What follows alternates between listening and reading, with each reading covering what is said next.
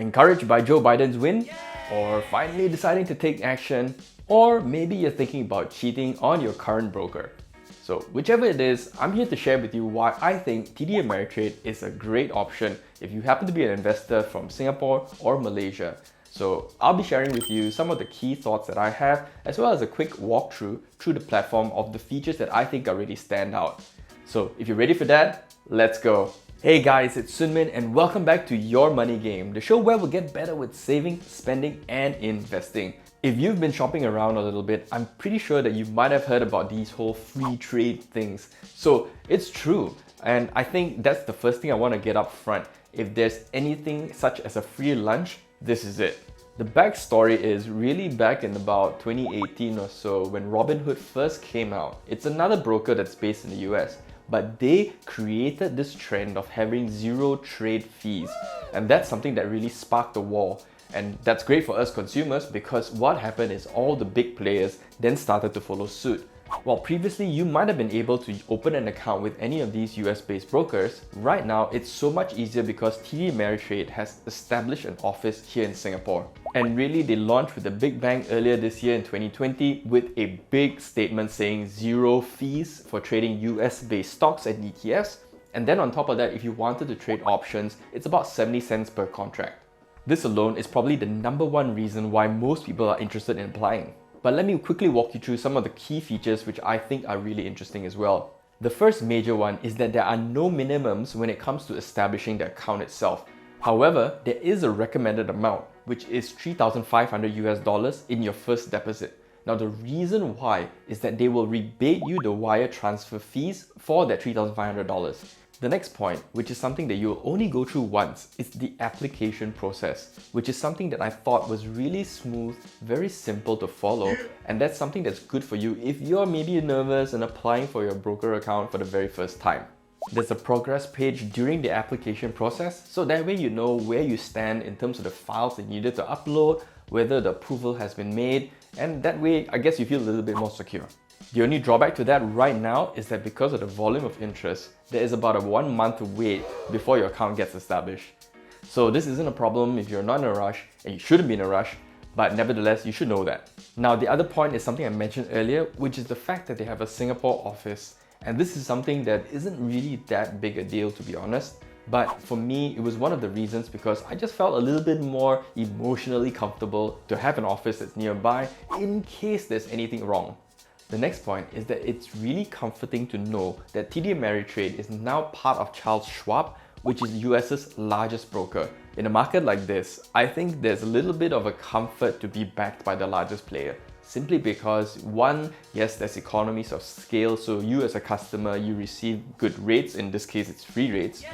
And on top of that, because they're so big, they have a reputation to protect. So that way you know that they're going to do as much as possible to make sure things don't go wrong. And this is great because your funds are protected up to 500,000 US dollars just in case something goes wrong with the company. The next point is that they spend a lot of effort to do investor education. And in terms of comparing all the different brokerage platforms I've used before, I think they are one of the best in terms of the volume of material as well as the quality of it as well. And the final point I wanted to touch on is that they have a very robust trading platform which is called Thinkorswim. It's available on a desktop module as well as web as well as mobile in case you wanted to trade on the go. And if you're just starting out, there is a useful feature there called paper trading. So that way you can either start messing around a little bit, get your feet wet before you start trading real cash, or you can think of it as a platform to help you test some of your ideas out. What you don't need to test is the like and subscribe button, which will please the gods of YouTube and help my channel grow as well. Now let's dive right into the quick walkthrough of the platform itself. Hey guys, welcome to the landing page of TD Ameritrade once you've logged in.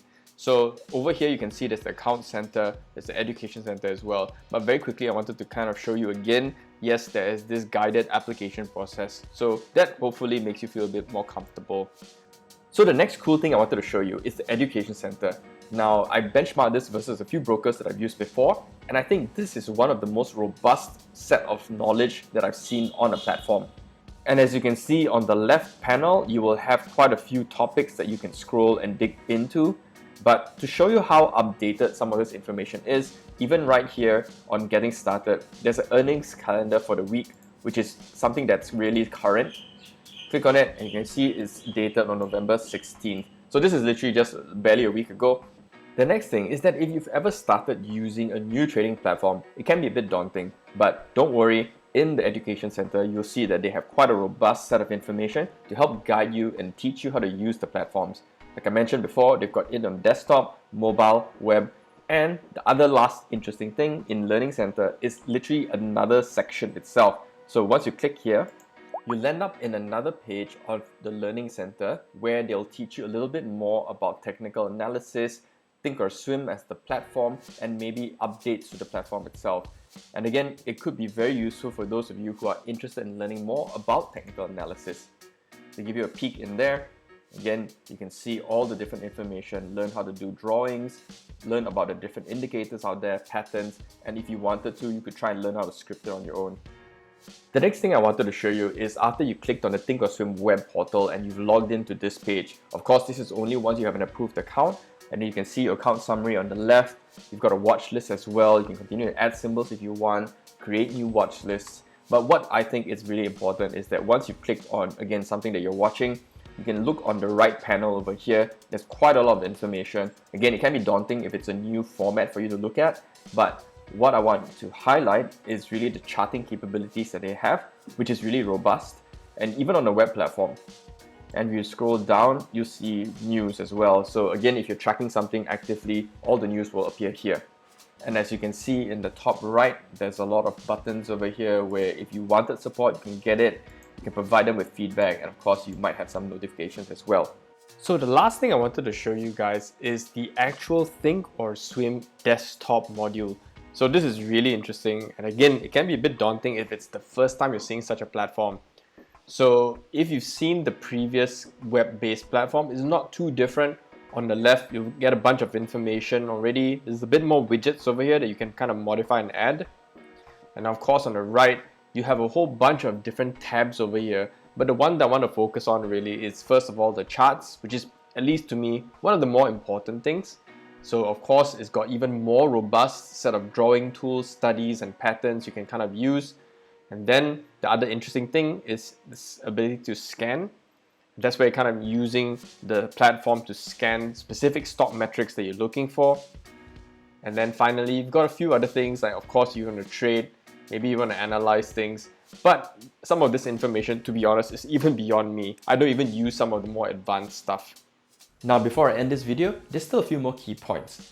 The first is that they do not have access to any other markets right now besides the US. Next is a little bit on service. Where there is an office in Singapore, right now I'd say that the standards of service is actually not very good. There's an email address, WhatsApp, as well as a phone call. And so far I've tested all three. And to be honest, the response time is best on email because it gets routed to the US-based contact center. And on WhatsApp, yeah, they do reply, but the kind of response is a little bit spotty. And when it comes to phone calls, right now I think there's a bit of a long delay before you're able to reach somebody. Now I'll leave you with the fact that I think there is no harm in trying to open an account simply because there's no minimums and it's easy to kind of get through the process. And that's probably why they're kind of running into trouble trying to manage the volume of applications. Once you cross that initial hurdle, hey, you're scot-free and you have a great brokerage account to kind of get started in your investing journey. So I hope you guys found this useful. If you did, I would really appreciate your support in clicking that like, subscribe, as well as that bell button, because I'll be back again next Sunday with a brand new video. And until then, you take care and keep playing your own game.